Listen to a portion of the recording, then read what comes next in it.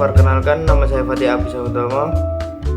Di sini saya akan mereview sebuah buku dan buku yang saya review kali ini adalah komik Teka-teki Rumah Hantu.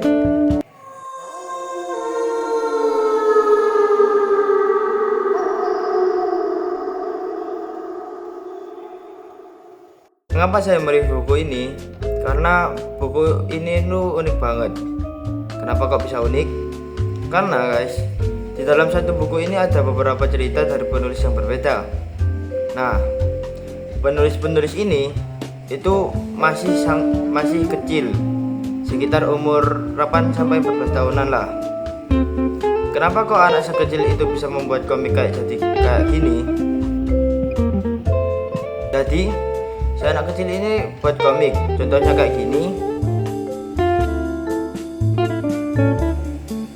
Nah, yang awalnya gambaran anak kecil ini jelek, jadi si penulis ini ngirim ke tim produser buku ini dan dijadikan lebih menarik lagi, jadi kayak gini.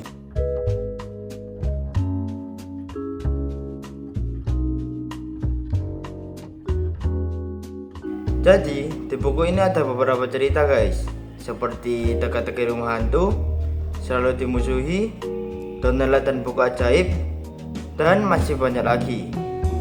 Terus setiap cerita ini punya tema dan pesan yang berbeda, seperti di judul Donella dan Buku Ajaib yang menceritakan Donella, si anak yang malas belajar.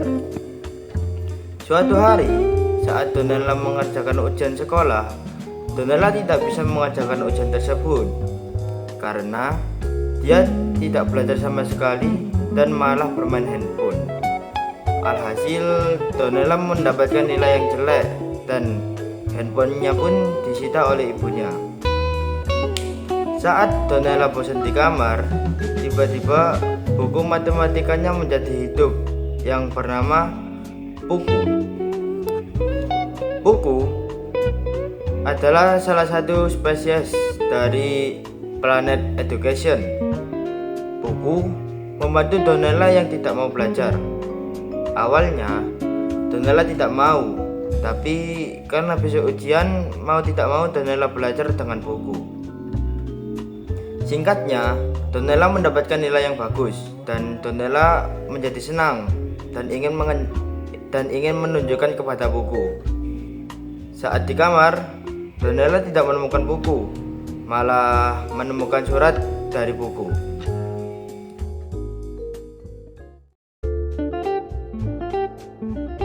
Buku ini punya banyak hal yang menarik guys. Salah satu kelebihannya adalah variasi cerita dan sudut pandang yang ditawarkan oleh penulis-penulisnya. Setiap cerita punya gaya penulisan dan pesan yang berbeda, jadi bacanya itu nggak terlalu monoton. Selain itu, buku ini tuh cocok banget buat kalian yang suka eksplorasi, karena kalian bisa menikmati berbagai genre atau tema dalam satu buku. Aku juga ngerasa kalau penulis-penulisnya punya kemampuan menyampaikan emosi yang kuat, sehingga beberapa cerita benar-benar bikin terhanyut. Format kumpulan cerita ini juga pas buat yang gak punya banyak waktu, karena kalian bisa baca satu cerita selesai tanpa harus nyambung-nyambung ke cerita lain.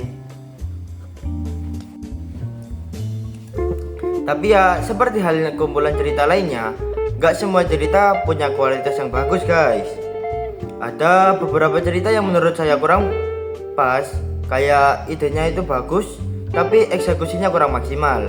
Mungkin karena keterbatasan halaman, jadi cerita itu terasa buru-buru selesai. Selain itu, kadang perbedaan gaya bahasa atau tone antar cerita bikin pembaca harus beradaptasi setiap mulai cerita yang baru, yang mungkin bisa sebagian orang merasa kurang nyaman. Dan gak semua cerita di sini itu sesuai dengan selera saya pribadi, jadi ada beberapa yang terasa kurang nempel.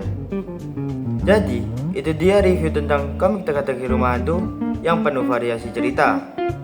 Semoga bisa jadi referensi kalian kalau lagi cari buku baru. Terima kasih sudah menonton dan assalamualaikum warahmatullahi wabarakatuh.